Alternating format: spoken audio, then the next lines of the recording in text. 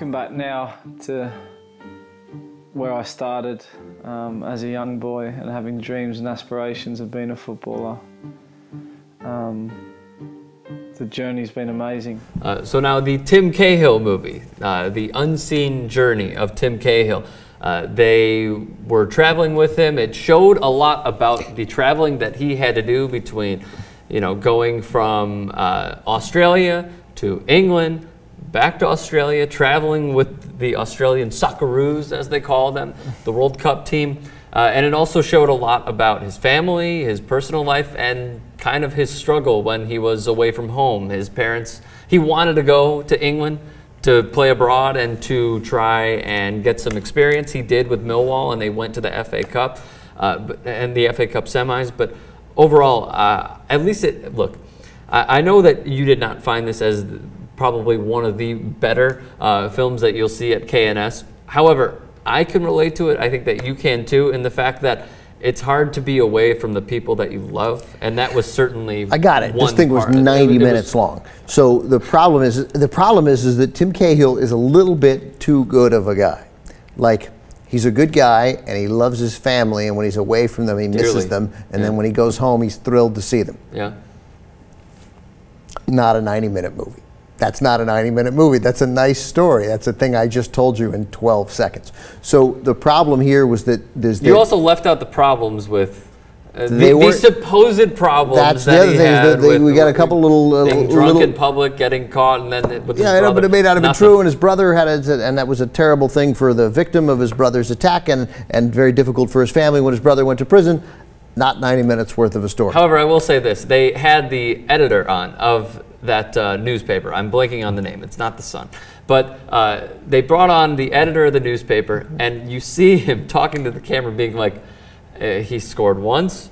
I felt terrible. That was my favorite part. He scored again. I turned it off, and I went to bed. I told my wife, we're doomed, because they had run this story, which was kind of a totally BS story about Cahill being out late at night and closing a place down, and being. He seemed uncertain about it too, did he not? He was like he was rude to the staff. That was the story, which probably isn't even true. And then he's like, and then there's a cover up. Of what? What are they covering up? Nothing happened. A guy got drunk at a night. I was going to ask you about that. What exactly could the team cover up? So, like, they made it go away, but there was nothing to go away. It's not, even if true, it's not that big a deal. So there's really no need for a massive cover-up of something that's not that big a deal. Is it not that big of a deal because he's one of the biggest stars of the country? You think if LeBron James went out and got drunk at night, and they said he was a little rude when leaving, but he was drunk. Guarantee you it would blow up everywhere. It would blow up on BuzzFeed. It would blow up on. I got it, Rick, but it would be over 36 hours later or 24 hours later, because getting drunk in public when you don't hurt anyone is not a big deal. But then the next time they got drunk in public, his brother then hit somebody and they became partially blind, and that but as far as I know, that I don't even think Tim Cahill was there for that. So I don't. Again. I believe his brother said that they were out together. May have been. Either way. And Cahill even took blame for it by saying, if I didn't. He was thinking about quitting the game, pretty much. I got it. Because he felt guilty, because if he hadn't asked his brother to come out to England, his brother was still in Australia, the situation wouldn't have happened. That's not an interesting way of feeling guilty about something.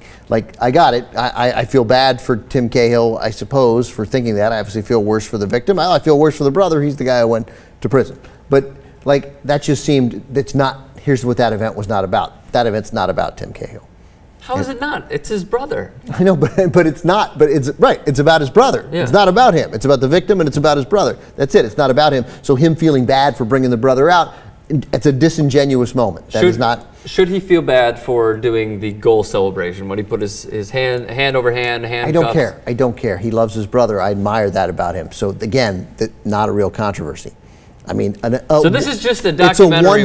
That was a one-day story. Yeah. So a one-day story doesn't make an interesting 90-minute documentary. Again, if Tim Cahill were a worse guy, if he were less likable, if it was easier to hate him, that might have been more interesting. Like, why is Australia so passionate about this guy who's kind of a douche? But he's not a douche. He's a guy who loves his family and loves his kids and loves Australia and loves soccer and loves whatever team he plays for. And he's really rich, and he built a super nice house. I don't. So that was my problem with that film, is that I don't think it sustains itself. You just hate that he drives a Maserati, is what it sounds like. Oh, sorry, Lamborghini. Lamborghini, yeah. But you know, God bless him. I mean, when the World Cup comes around in 2014, you'll be rooting for Tim. I'll be rooting for Tim Cahill, no question. That's what happens when you see this movie. You're like, hey, I like Tim Cahill. He's 33 years old now. Christ-like. Is he really? Christ-like. He doesn't look 33. No, he looks great. He's a professional athlete. Yeah. He's a very handsome professional athlete. I even love his wife. Do you? With the surprise parties Karen, and everything. Interesting. Yeah. Good to see you love Karen. I think her name's, pretty sure her name's Rebecca. Rebecca, excuse me. I knew there was a K in there. Yeah, right. R-E-B-E-K. Yeah. So what was I going to ask you? The tattoos, many people are they try to make something out of it when there's not, especially when, oh, you know, your body shouldn't be like that. You shouldn't put that kind of crap on your body. Yet he showed the entire tattoo and why he got it, and it's family linked. Yeah, of course it is. Of course it's family linked. And who cares? It's well, his not body. every tattoo is family linked. No, and I mean, but for him, of course it is. That's his family, is everything, and God bless him for that. And I that's why I don't have a beef with what he did to show solidarity with his brother. I mean, it wasn't the smartest thing in the world to do, but only because people will react inappropriately. It's okay. He's a good guy. Tim Cahill, Turk of the Year. Tim Cahill's a really good guy. That movie needed to be significantly shorter, or he needed to be a bigger jerk. Not going to happen.